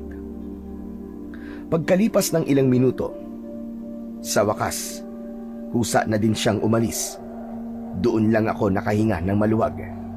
Pero hindi pa rin mawala sa isip ko ang sinabi niya. Habang nakaupo ako, muli ko ulit naisip ang lalaki. Siya lang talaga ang makapagpapatunay na nagsasabi ako ng totoo. Naisip ko na kung makakausap ko siya ulit, baka matulungan niya akong linisin ang pangalan ko. Kinabukasan, lumabas ako para hanapin siya. Dumiretso ako sa mga tindahan at nagtanong-tanong, pero walang nakakakilala sa kanya. Hanggang sa napadaan ako sa bahay ng kapitan at doon ko nakita ang lalaking hinahanap ko. Lumapit ako sa tarangkahan at tumawag. Agad na lumapit si kapitan at tinanong kung ano ang kailangan ko. Hindi na ako nagpaligoy-ligoy pa at sinabing kailangan kong makausap ang lalaki. Tinawag siya ni kapitan sa pangalang Randy. Kaagad naman siyang lumapit sa akin. Pwede ba kitang makausap? Okay lang. May kailangan ka ba sa akin? Ikaw yung naghatid sa akin pa uwi ng isang gabi, di ba? Naaalala mo ba yun? Ha? Hindi kita kilala, miss. Baka ibang tao yung tinutukoy mo. Huwag mo naman akong lokohin. Alam kong ikaw yun. Inihatid mo pa nga ako sa harap ng bahay namin eh. Pero, hindi literal na hatid yun. Kasi ayokong sumakay sa motor mo. Pero hinatid mo pa rin ako. Inilawan mo pa nga yung daan at sinigurado mong makapasok ako sa bahay ng ligtas. Ikaw yun. Tandang-tanda kita. Naku baka naman napagkamalan mo lang ako, miss. Wala talaga akong alam sa sinasabi mo eh. Kung wala ka namang ibang sasabihin, babalik na ako doon kasi marami pa akong ginagawa eh. Nakakahiya kay Uncle. Teka, sandali lang. Tulungan mo naman ako. Tulungan mo akong malinis ang pangalan ko, utang na loob. Pero hindi siya nakinig. Naglakad na siya palayo sa akin. Wala akong nagawa, kundi ang mapatulala. Hindi ko alam kung maiiyak ba ako o magagalit. Habang pauwi ako, pakiramdam ko ay lalo akong nalito. Hindi ko maintindihan kung anong trip ng lalaking yon at itinatanggi niya ang bagay na yon. Napakunot ang noo ko. Hindi ko maintindihan kung bakit niya ginagawa yon. Kaya naman, bago ako tuluyang umalis, muli akong lumingon sa kanya. Napansin kong sumulyap siya sa akin. Pero nang magtama ang mga mata namin, mabilis niyang ibinaling ang tingin sa iba na para bang walang nangyari. Bigla akong kinabahan. Para bang may mali sa kanya. Naisip ko tuloy na parang may alam siya o baka siya mismo ang may itinatago. At sa isip ko, kahit na anong mangyari, kailangan kong malaman kung sino talaga siya at kung anong kinalaman niya sa pagkamatay ni Diego. Simula noon, hindi na siya nawala sa isip ko. Hanggang isang gabi, naisipan kong uminom. Galing ako sa tindahan, bumili ng isang bote ng gin. Uuwi na sana ako para dun na lang sa bahay mag-inom. Pero bigla kong nakita si Randy na naglalakad papasok sa isang iskinita. Agad akong nagdesisyon na sundan siya. Nakita kong papunta siya sa gubat. Maingat ang aking mga hakbang. Ayokong marinig niya ako o mahuli niya dahil malakas ang kutob ko na walang magandang gagawin ang lalaking yon. Gabi na ng mga oras na yon at mabuti na lang ay maliwanag ang buwan. Huminto siya sa isang parte ng gubat na malinis sa tabi ng isang malaking bato. Doon ko siya nakita, nakayuko at gumuguhit sa lupa. Paikot hanggang sa mabuo ang isang malaking bilog. Nakatitig lang ako sa kanya. Halos hindi ako humihinga dahil sa matinding kaba. Ilang sandali pa ay inilabas niya ang mga bato mula sa isang supot. Inayos niya yon sa loob ng bilog. Pagkatapos ay bumubulong siya. Hindi ko maintindihan kung ano ang sinasabi niya. Kakaiba kasi at hindi yung Tagalog at hindi rin naman Ingles. Lumapit ako sa kanya pero bigla akong nakaapak ng tuyong sanga. Agad akong yumuko at nagtago sa mga matataas na damo. Narinig ko ang mga yabag niya na papalapit. Halos hindi ako makahinga. Ilang segundo ang nakalipas. Sumilip ako ulit. Ngunit wala na siya. Parang nawala na parang bula. Tumayo ako at naglakad palapit sa lugar kung saan ko siya nakita kanina. Naroon pa rin ang bilog sa lupa at ang mga batong inilagay niya. Anong ginagawa niya? Umupo akong saglit sa tabi ng bilog at napatingin sa paligid. Tahimik ang buong gubat. Pero sa gitna ng katahimikang yon, ramdam na ramdam kong may nanonood sa akin. Mabilis akong tumayo at tumakbo pabalik sa daan pauwi. Nang marating ko ang gilid ng gubat, hingal na hingal ako. Nagpatuloy ako sa pagtakbo hanggang sa makarating ako sa bahay. Agad kong isinara ang pintuan at isinandal ang sarili ko roon. Hinawakan ko ang dibdib ko dahil mabilis ang tibok ng puso ko. Hindi ko alam kung anong klaseng tao ang lalaki na yon. Pero isang bagay ang sigurado ko. Hindi siya ordinaryo. At dahil sa tensyong nararamdaman ko, mabilis kong binuksan ang alak at tinunggayon. Biglang lumitaw si tatay sa harapan ko. Umiinom ka na naman? Tay, pampakalma lang po. Pampakalma? At ano naman ang dapat mong ikalma, Galena? Wala, tay. Pagod lang po. Mas masarap lang kasi ang magiging tulog ko kapag nakainom po ako ng alak. Ano? At kailan pa naging pampasarap ng tulog ang alkohol? Akala mo talaga nakakatulong yan? Hindi. Sakit sa ulong ibibigay sa inyan. At gulo. Tay, huwag niyo naman po akong sermonan ngayon, oh. Please, magpapahinga na po ako. Yan. Yan ang problema sa iyo, anak eh. Hindi ka marunong makinig. Kung buhay lang talaga ang nanay mo, sigurado kong hindi ka papayagan na maging ganyan ka. At kung buhay si Lando, sigurado ko na... Huwag na po nating isama sa usapan ng mga taong wala na, tay. Pasensya na po kayo.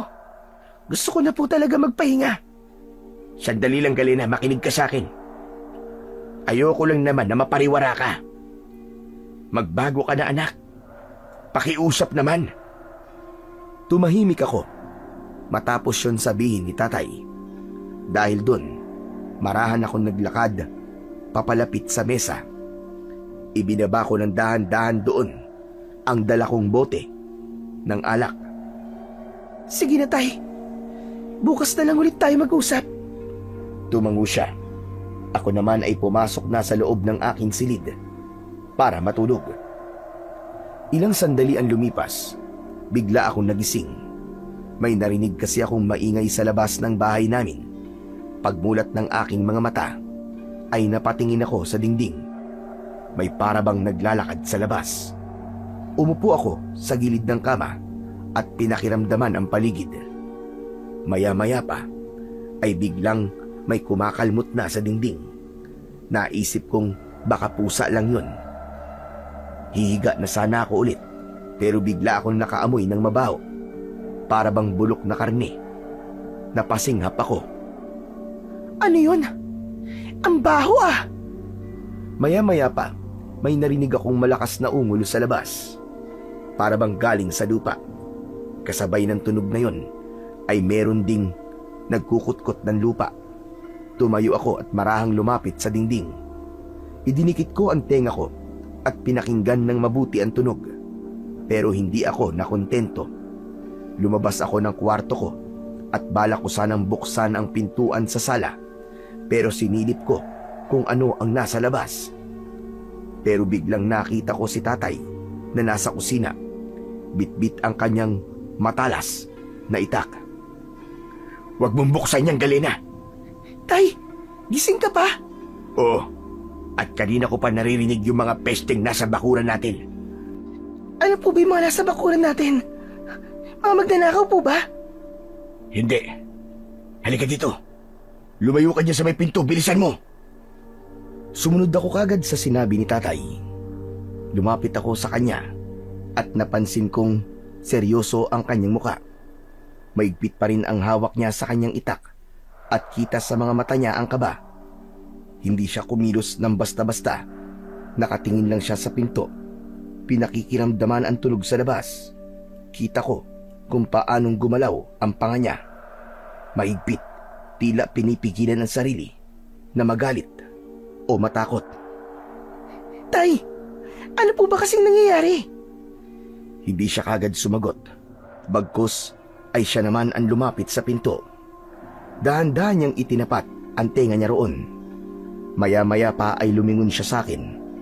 Maputla ang mukha niya. Parang biglang nawalan ng dugo. Masama to, anak. Hindi tao nasa labas. Ano pong ibig niyo sabihin, Tay? Kilala ko ang amoy nila. Pati ang kanilang mga tunog. Anak, mga aswang ang nasa labas. Pero bakit? Anong kailangan nila? Ano? Anong aswang? Tay naman eh. Huwag nga kayo magbiro ng ganyan. Totoo ang sinasabi ko, Galina. Nung bata pa ako, nangyari ng ganito. May mga aswang na nanggulo sa baryo namin noon. Tandang-tanda ko ang lahat ng detalye. Hinding-hindi ko yun makakalimutan. Hindi ako nakakibo. Biglang bumigat ang dibdib ko. Naalala kong bigla ang aking panaginip. Hindi. Hindi maaari, Tay. Napatingin sa akin ang tatay ko. Nagtataka siya kung bakit ganun na lamang ang reaksyon ko. Lito, takot at malalim ang hininga. Biglang may malakas na kaluskos sa labas. Kasunod ang malalim na ungol at alulong ng mga aso. Anong gagawin natin? Hindi sila pwede makapasok dito sa loob, Tay. Lumapit ulit ang aking tatay. At sa tabi ko, paulit-ulit niyang sinabi na wag akong aalis sa tabi niya. Muling kumalabog ang dingding, mas malakas. Parang may kung anong malakas na nilalang na gustong wasakin ito. Ilang sandali pa ay bigla akong napasigaw nang biglang umuga ang bubong ng bahay namin at mula sa kisame ay may mga alikabok na bumagsak. Hinawakan ako ni tatay sa balikat. Maigpit habang dahan-dahan siyang umabante sa gitna ng sala. Tibayan mo ang loob mo, anak. Malalampasan natin ito. Manalangin ka. Isang malakas na kalabog pa ang aming narinig at tuluyang nawasak na nga ang dingding. Pagtingin namin, agad na bumungad ang tatlong nilalang na akala ko'y sa panaginip ko lang makikita. Mabalahibo ang kanilang katawan malangis at madulas. Meron silang mahahabang kuko. Matatalas ang mga pangil, mahahabang dila at naglalaway na bibig. Mabaho ang amoy nila, para bang amoy na nabubulok na karne. Halos masuka kami ni tatay.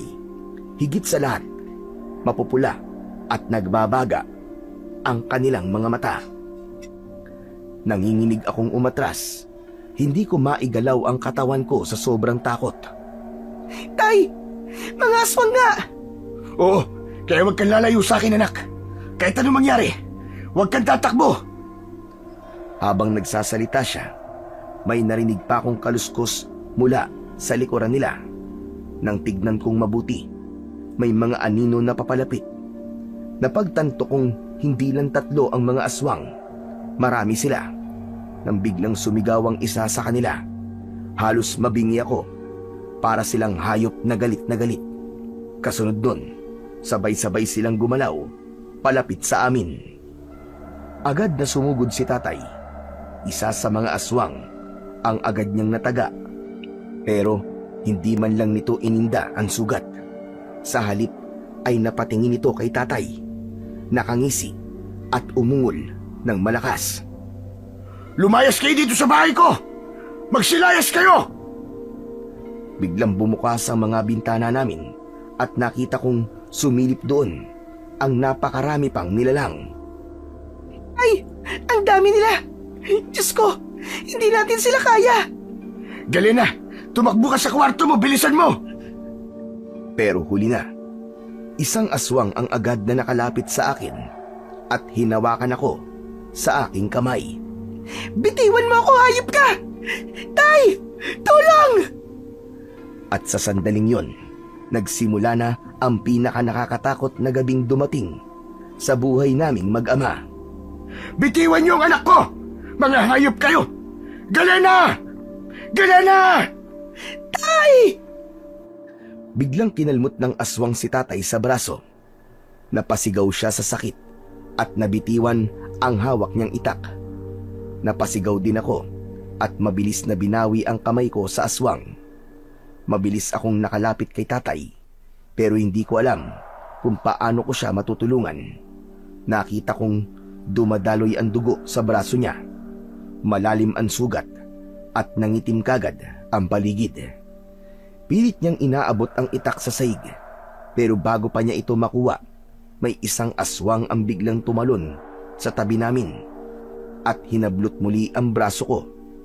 Mabilis akong hinila ng nilalang na yon. Halos mapunit ang suot kong damit. Sinubukan kong muling kumawala, pero parang bakal ang nakahawak sa akin. Bitiwan niyo ang anak ko! Mga demonyo kayo! Bitiwan niyo ang anak ko! Sumugod si tatay kahit duguan ang braso, pero napaatras siya nang muling umatungal ng ungol ang aswang. Sinubukan kong kumapit sa poste ng bahay namin, pero isa pang nilalang ang lumapit sa likod ko. At sa isang iglap, binuhat niya ako. Tay! Huwag niyo akong hayaang kunin nila! Tay! Nagsisisigaw ako habang pilit na inilalayo ng nilalang palabas ng bahay. Ramdam ko ang malamig nitong balat at ang matapang na amoy niya. Narinig ko pa ang tatay ko na sumisigaw bago kami makalayo. Galena! Ang anak ko! Ibalik niyo ang anak ko, mga hayop kayo!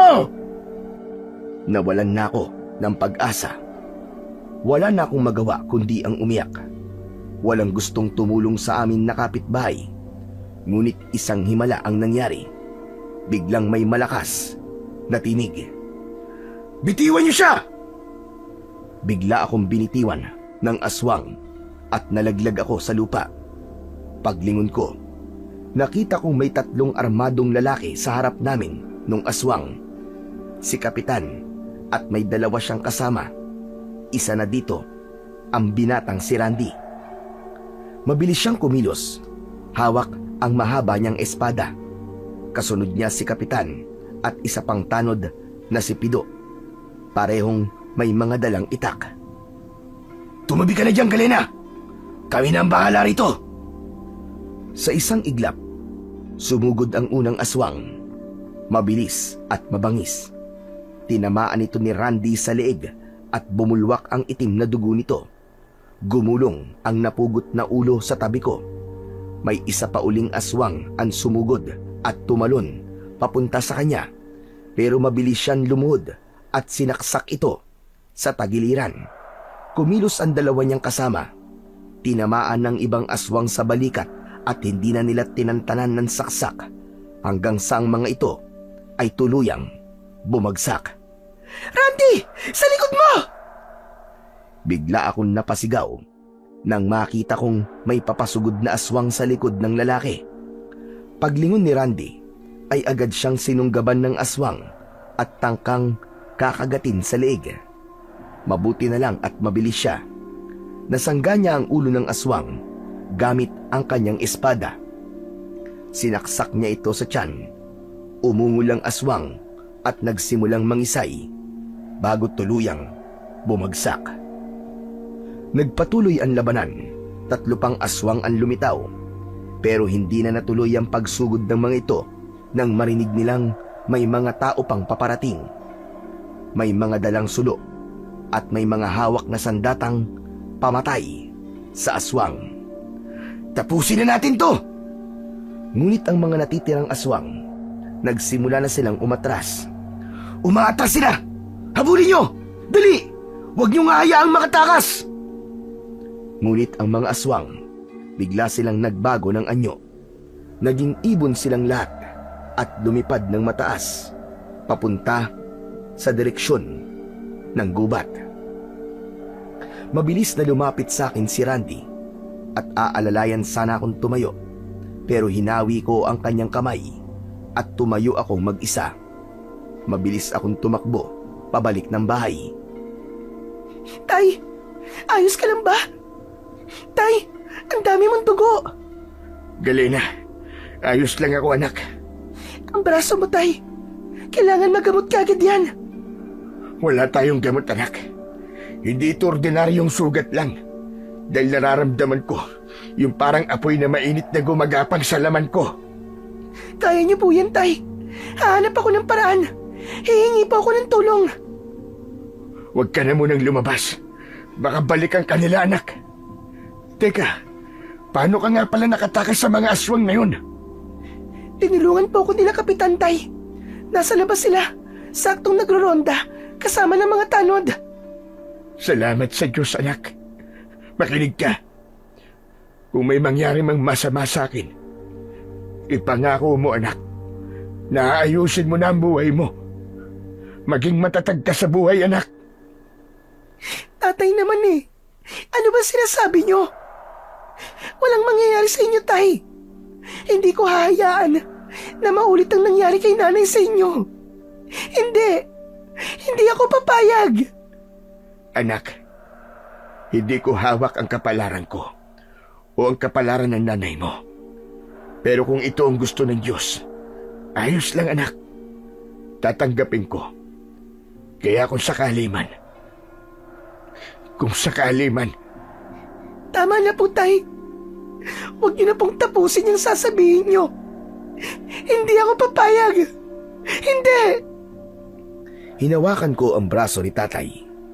Sinubukan kong pigilan ang pagdurugo gamit ang malinis na damit. mahal na mahal kita anak. Ano ba, Tay? Itigil niyo na nga po muna ang pagsasalita niyo. Magpahinga ka lang, Tay. Hahanap ako ng gamot. Dahan-dahan akong bumitaw kay tatay upang puntahan sana si Aling Rosa, ang nag-iisang albularya sa baryo namin. Pero nag-alala ko nang biglang pumikit si tatay at tila nawalan ng malay. Tay! Tay, gising! Tay, gumising ka! Tay! Sinubukan kong yugyugin ito pero hindi siya nagigising. Labis ang takot at pag-aalala ko ng araw na yon. Diyos ko! Huwag niyo pong kunin ang tatay ko! Nakikiusap ako! Huwag ngayon! Habang umiiyak ako, biglang may nagsalita sa likod ko. Nakita ko si Kapitan, kasama ang kanyang pamangkin. Agad na lumapit ito sa tatay ko at sinuri ang kanyang sugat. Nakalmot siya ng aswang. Kumakalat na sa kanyang dugo ang lason. Kailangan siya magamot kagad dahil kung hindi, mamamatay siya at magiging isa sa kanila. Ano? Anong magiging isa sa kanila? Ang kamandag ng aswang ay maaaring makapatay. Pero pwede rin gawin itong aswang ang nakagat o nakalmot. Magiging aswang ang tatay ko? Hindi. Ayoko. Kumuha ka na makabuhay. Damong Maria, at kung merong sambong dalhin mo dito. Hugasan mo muna ng mabilis, tapos pakuluan mo sa maliit na kaldero. Dapat mainit pa yon bago ko ipahid dito sa sugat ng tatay mo. Bilisan mo. Pero, kaya mo bang tanggalin ang lason? Magagamot mo ba ang tatay ko? Wala kang tiwala sa akin? Nagtatanong lang naman ako. Ano, kaya mo ba? Kung ayaw mo mamatay ang tatay mo, gawin mo na lang ang sinabi ko sa'yo. Huwag ka ng maraming satsat. Natigilan ako sa bigla niyang pagsigaw na yon.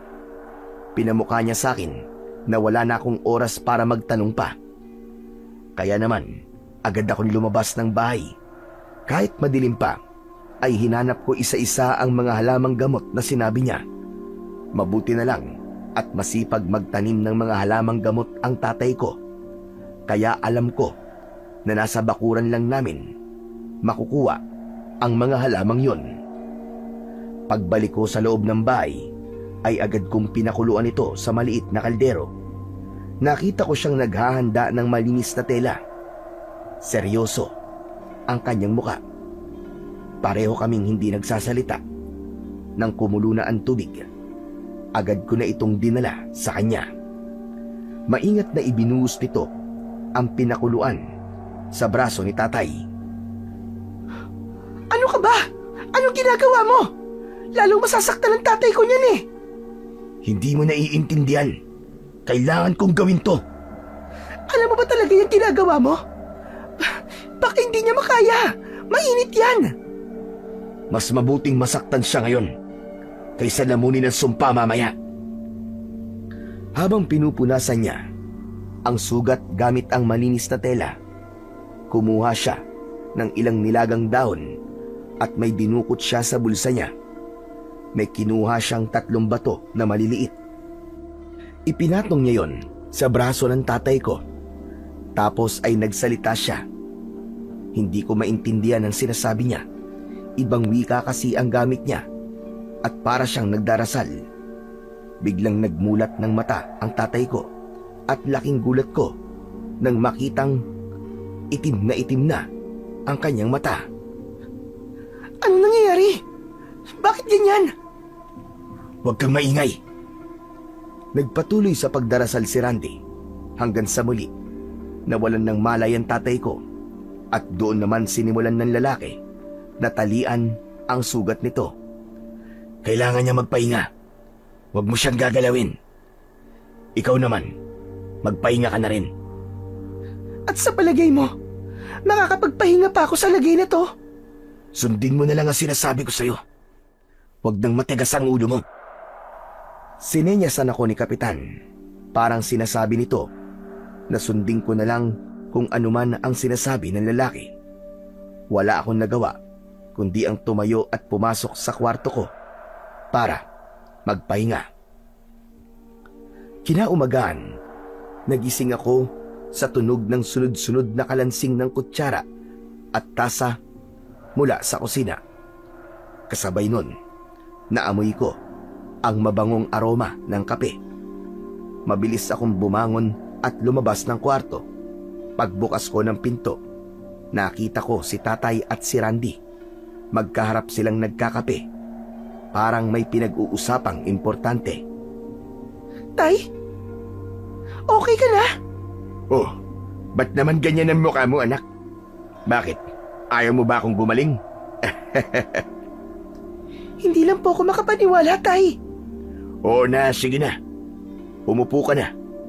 Samahan mo kami magkape. Opo, Tay. Salamat po. Nagsalin ako ng mainit na tubig sa tasa at nagtimpla ng sarili kong kape. Tumabi ako kay tatay. Tahimik akong nakinig sa pinag-uusapan nila. Maraming salamat sa lahat, Randy ha. Utang na loob ko talaga ang buhay ko sa'yo. Wala po yun. Pero maswerte ho talaga kayo. Dahil natsambahan po natin yung mga aswang na yun. Ilang araw din naming hinanap ang mga yun eh. Ilang araw? Ibig sabihin matagal na sila nanggugulo dito sa baryo. Oo, hindi nyo lang po napapansin. Pero matagal na pong sinasalakay ng tahimik ng mga aswang itong baryo. Talaga? Paano? Nakita niya po mismo. At nung malaman niya ang tungkol sa mga aswang, agad niya akong pinatawag para makatulong. Abay, salamat kung ganun. Tignan mo nga naman Akala ko noon tahimik at payapa na ang aming baryo. Yung pala. Biglang napatingin sa akin si tatay. Ang kanyang mga mata parang nanunumbat. Kita mo na, Galena. Wala tayong kaalam-alam na may aswang na pala dito sa baryo. Ikaw gala ka pa ng gala sa gabi. Mabuti, di ka na tsetsempuan ng aswang na yun. Tay naman, ako na naman ang nakita nyo. Totoo naman ang sinasabi ko sa iyo, anak Tama ang tatay mo. Huwag ka nang lalabas sa gabi. Dahil lubang delikado. Matagal naman na akong hindi lumalabas Mula nang mamatay si Diego. Sinungaling. Kailan lang lumabas ka? Sinundan mo pa nga ako sa gubat. Namula ako sa sinabi niyang yun. Hindi ko batid na alam pala niya ang aking pagsunod sa kanya. Medyo nakaramdam ako ng hiya, pero agad ko ding binawi. Bakit? Hindi lang naman akong sinungaling dito Pati naman ikaw Ayaw mo akong tulungan patotohanan sa mga tao na totoo namang umuwi ako dito sa bahay bago mamatay si Diego. Kung nagsalita ka lang, di sana nalinis na ang pangalan ko. Pasensya ka na. Hindi ko kasi pwedeng gawin yon. Hindi ako pwedeng madamay sa anumang gulo. Kailangan naming unahin yung misyon na hanapin at palayasin ang mga aswang dito. Kung makikialam ako, baka ako pa mapagbintangan, Galena. Ganun ba? Kung ayos lang sa'yo na masama ang tingin sa akin ng mga tao, sige lang.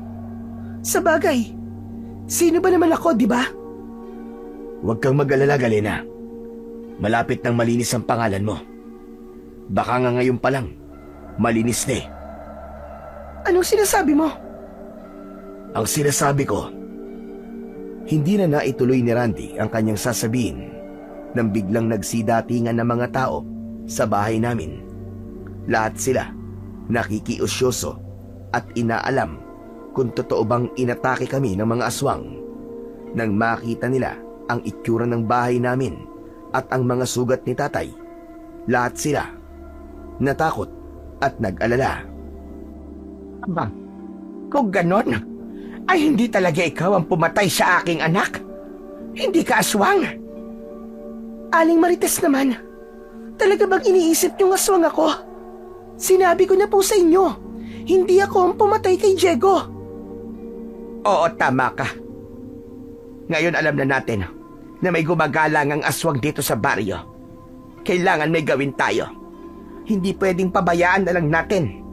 Huwag nating hayaang maulit ang nangyari sa anak ko at kina Galena. Mga kababaryo, kailangan nating panagutin ang mga aswang na yon. Tama ho kayo. Pero kailangan natin magplano. Hindi basta-basta ang mga kalaban natin. Kailangan natin ng mga armas. Sumang-ayon silang lahat kay Randy. Nagkaroon ng konting pagpupulong. Nang matapos na ang pag-uusap, ay nagsiuwian na ang mga tao. Naiwan kaming dalawa ng binata at lumipat sa labas ng bahay. Umupo kami sa ilalim ng puno. Randy, pwede ba ako magtanong? Ano ba kasing ginagawa mo sa gubat? Nagpunta ako sa gubat dahil doon ko pinapadalisay ang mga anting-anting ko. Kung hindi ko gagawin yon, mawawala ng bisa ng mga bato. Talaga? Pasensya ka na Nagkamali ako sa paghusga. Akala ko, Isa kang masamang nilalang. Ayos lang. Wala kang dapat na ihingi ng pasensya. Sa nangyari kay Diego, sino ba naman ang hindi matatakot, di ba? Basta, salamat sa pagliligtas sa tatay ko. At sa akin. Walang anuman yung Galena. Pero may gusto kong sabihin sa'yo. Ano yun, Randy? Gusto kong sabihin na kahit anong mangyari, piliin mo sana palagi ang tama. Huwag mong hahayaan na lamunin ka ng dilim, Galena. Teka, ano bang ibig mong sabihin? Wala. Basta tandaan mo lang yon.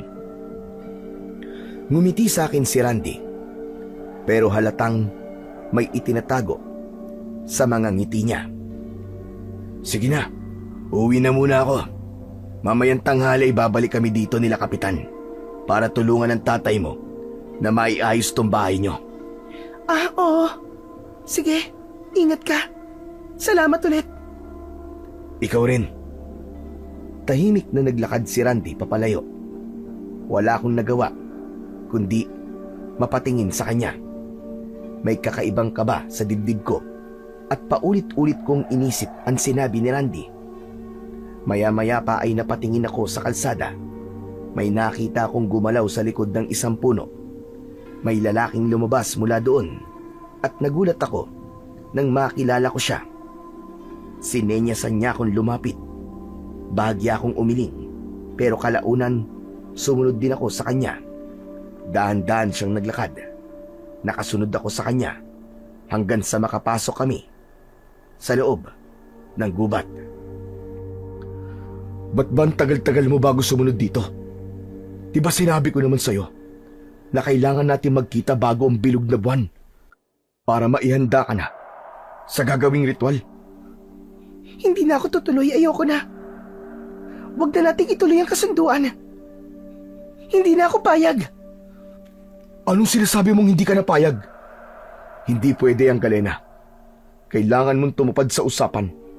Kailangan ka ng grupo namin. Muntik nang mapatay na mga kasamaan mong tatay ko, Lando. Sino bang matutuwa sa ginawa niyong pagsalakay sa amin kagabi? Mahal, ginawa lang namin yun para masiguro na matutuloy na ang ritual mamayang gabi. Pagkatapos nun, magiging maayos na lahat.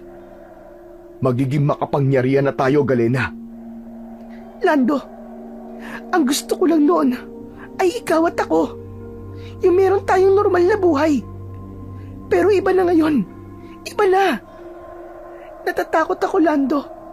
Hindi ko alam kung anong klaseng buhay ang maibibigay mo sa akin dyan sa loob ng gubat. Hindi pwede, Galena.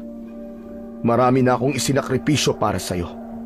Hindi mo ako pwedeng basta talikuran. Alam mo kung gaano kahalaga ang ritual na to para sa amin. Para sa akin. Hindi ako aswang, Lando. Ayoko maging isa sa inyo.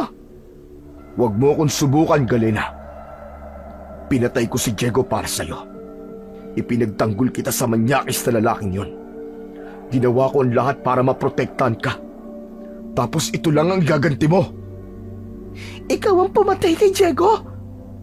Oo, ako nga. At yun din ang gagawin ko sa lalaking kausap mo kanina. Alam kong may kinalaman siya sa kung bakit nagbago ang isip mo. Wag mo siyang sasaktan. Sinasabi ko na nga, be. Gusto mo siya, no? Hindi, Lando. Hindi ganun yun. Anak ng putya. Kung hindi ka sasama ng maayos sa akin, kukunin kita ng sapilitan. Bigla akong hinawakan ni Lando at hinila. Kahit magsisisigaw ako, hindi niya ako pinakawalan. Naglakad kami sa madilim at makapal na bahagi ng gubat. Malakas siya. Hindi ko kayang kumawala. Pagkalipas ng ilang sandali, ay nakarating na kami sa isang parte ng gubat kung saan naroon ang malaking bato na nakita ko sa panaginip ko. Maya-maya pa, may 3 lalaki ang agad na lumapit sa akin at binuhat ako. Inilagay nila ako sa ibabaw ng malaking bato. Tapos ay tinalian ang aking mga kamay at paa. Napapikit ako sa sakit. dahil sa higpit ng pagkakatali ng lubid. Mamayang gabi, mangyayari na ang ritual. Kapag natapos na, tayo na ang magiging pinakamalakas na nilalang, Galena. Hindi, Lando. Hindi ako papayag sa gusto mo mangyari. Pakawalan mo ako dito. Matagal ko nang pinagsisisihan ang pagpayag ko sa kasunduan nating yon. Hindi mo alam kung gaano ko gustong kalimutan ang lahat. Ilang buwan na akong halos malunod sa alak, sa takot, sa konsyensya. Kaya ngayon nakikiusap ako. Palayain mo na ako. Ayokong maging isa sa inyo. Ayokong maging kasangkapan ninyo. Napatigil si Lando. Dahan-dahan siyang lumapit sa akin. Nakita ko ang pag-igting ng kanyang mga panga. Halatang nagpipigil siya ng galit. Parang awa mo na, Lando. Kung talagang mahal mo ko, kung talagang importante ako sa'yo, pakiusap. Pakawalan mo na ako dito. Hayaan mo na ako. Tumahimik ka! Sinipa niya ang bato. Nanginginig siya sa galit. Traidor ka! Wala ka ng silbi sa akin, Galena. Sisiguraduhin ko mamayang gabi. Mamamatay ka kapag natapos na ang ritual. Ang laman mo. Pagpipiestahan namin mamayang gabi. Wag. Wag. Maawa ka. Tumawa siya ng malalim. Yung tawa bang nakakatindig ng balahibo. Sa paligid ay nagsimula ng magsilapitan ang mga kasama niyang aswang.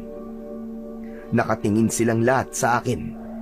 Naglalaway, parang mga gutom na hayop na matagal nang hindi nakakakain. Mabilis na lumipas ang oras. Gabi na, pero maliwanag na maliwanag ang paligid dahil sa bilog na buwan at sa mga kandilang nakasindi sa lugar na yon. Nakahiga pa din ako sa ibabaw ng itim na bato at ang mga aswang ay nagsimula na ng kanilang ritual. Nakapaikot sila sa akin. Bumubulong sila para bang nagdarasal ang mga yon. Nagbago na din. Naging mga halimaw. Diyos ko, tulungan niyo po ako. Ayoko pa pong mamatay. Patawarin niyo ako sa lahat ng kasalanan ko. Tulungan niyo ako, Panginoon. Habang umiiyak ako, biglang nagkagulo ang mga aswang. Narinig kong may sumigaw. Napalingon ako at doon ko nakita ang isang lalaki na bigla na lang sumulpot mula sa dilim. Wala siyang suot na damit pang itaas, pero may nakasabit na kumikislap na medalyon sa kanyang leg. Nanlaki ang mga mata ko. Nakilala ko ang lalaking yon. Walang iba kundi si Randy. Siya ang lalaking nasa panaginip ko. Ang lalaki na pumugot ng ulo ko. Nanlaki ang mga mata ko nang makita ang mahabang espada na dala niya. Diyos ko, tulungan niyo po ako. Muli akong napatingin kay Randy. Sinugod siya ng mga aswang. Walang alinlangang iwinasiwas niya ang espada at sinugod ang mga ito. Mabilis ang kanyang pagkilos. Sanay na sanay ito sa pakikipaglaban. Lahat ng aswang na lumalapit sa kanya ay nasusunog. Samantalang si Lando ay parang hindi nagambala. Nasa tabi ko siya at itinutuloy pa rin ang ritual.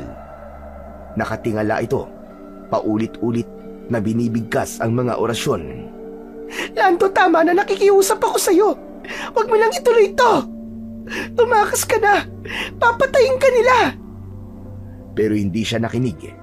Bigla niyang sinunggaban ang leg ko at kinagat. Aray! Tama na, Lando! Tama na!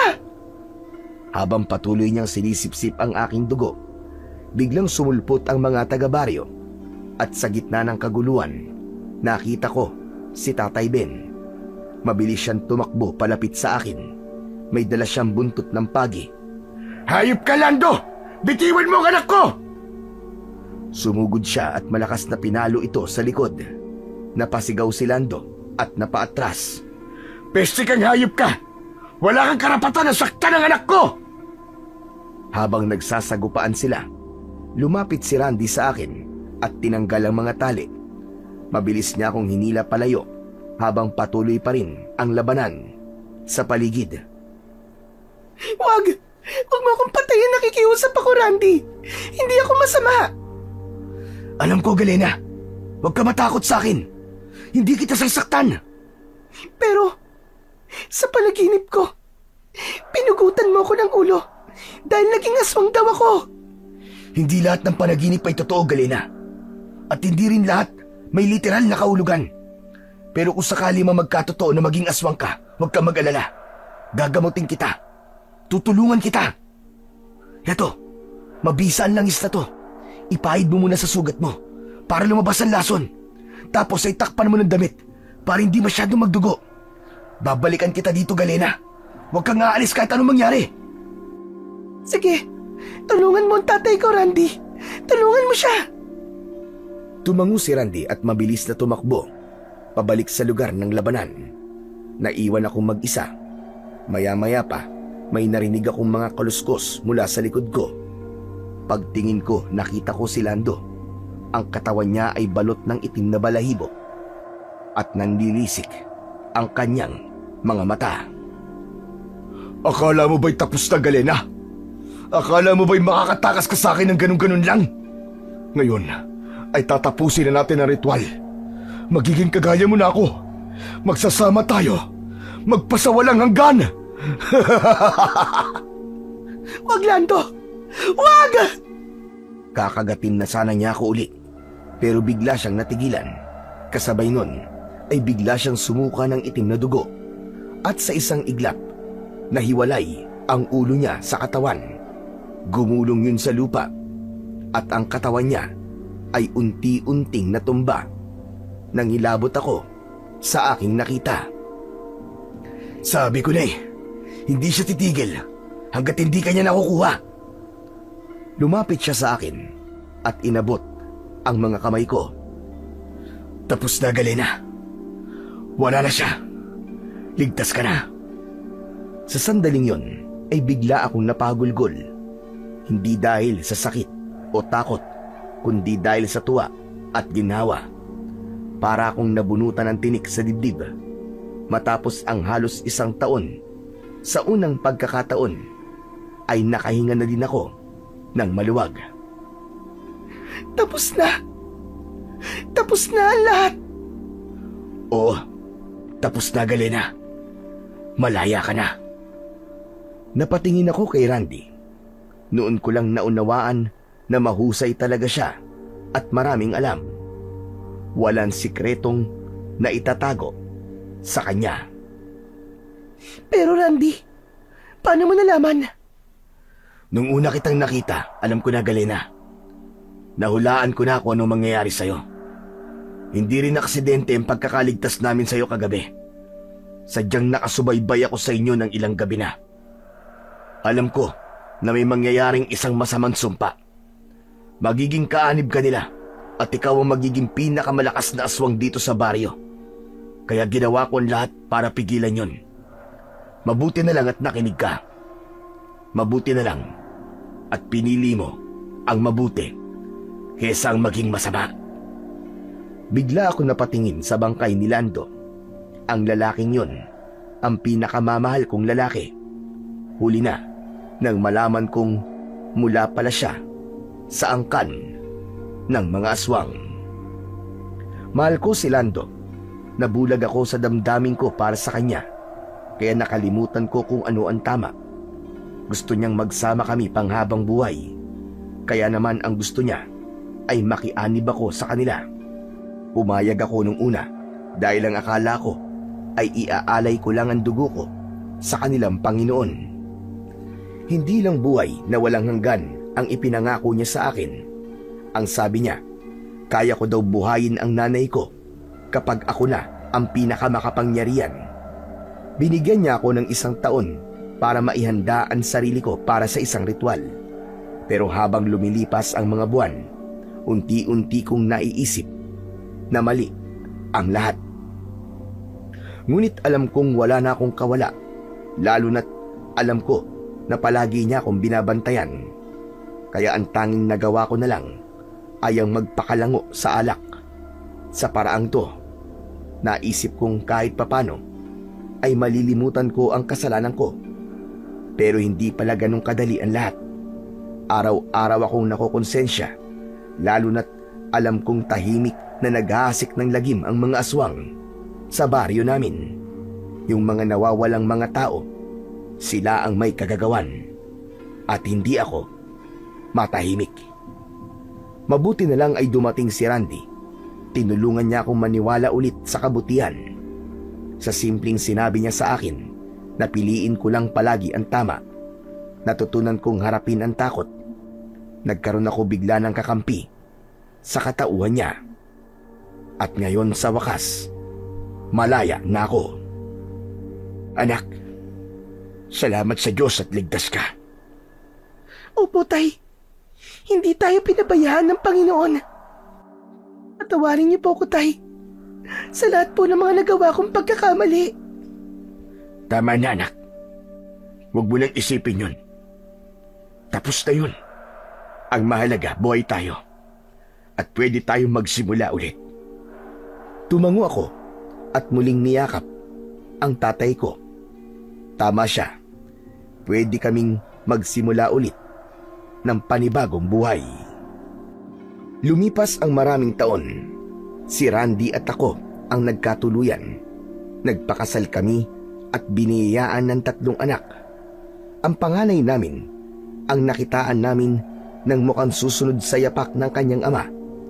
Mahilig ito sa orasyon, sa mga anting-anting, at palagi itong sumasama kay Randy sa gubat kapag pinapadalisay nito ang mga agimat at bato. Bilang magulang, hindi ko siya pinigilan. Alam kong para sa kabutihan ang kanilang ginagawa. Sa ngayon ay masaya ko kasi marami akong natutunan. Ang lahat ng hirap, lahat ng sakit, lahat ng pinagdaanan ko ay may dahilan pala. At yun ay para maranasan ko ang ganitong buhay. Payapa, totoo, at punong-puno ng pag-asa at pagmamahal.